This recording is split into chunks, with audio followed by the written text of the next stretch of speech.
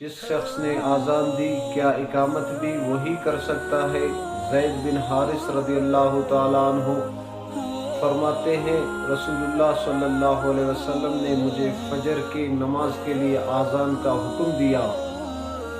میں نے فجر کے آزان دے دیا تو اس کے بعد حضرت بلال رضی اللہ تعالیٰ عنہ موجود ہوئے، اقامت کہنے لگے۔ حضور علیہ السلام نے فرمایا، اے بلال، زید بن حارث نے آزان کہی ہے تو اقامت بھی وہی کہے گا۔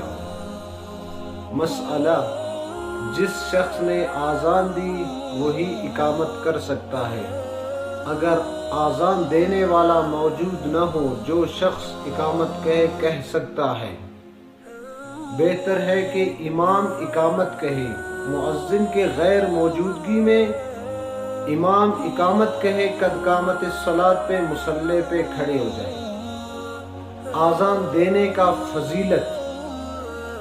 آزان دینے کا فضیلت حضرت ابن عساکر رضی اللہ تعالیٰ عنہ روایت کرتے ہیں کہ حضرت انس رضی اللہ تعالیٰ عنہ حضور علیہ السلام سے نقل کرتے ہیں، حضور علیہ السلام نے فرمایا، کوئی شخص سال بھر آزان دے اور اس پر اجر نہ مانگے، اجر نہ لے لے، تنخواہ نہ لے لے، تو قیامت کے دن اسے بلایا جائے گا اور اسے حکم دیا جائے گا، اے مؤذن، جو شخص آپ کا جی چاہے کسی کے لیے سفارش کر سکتے ہو۔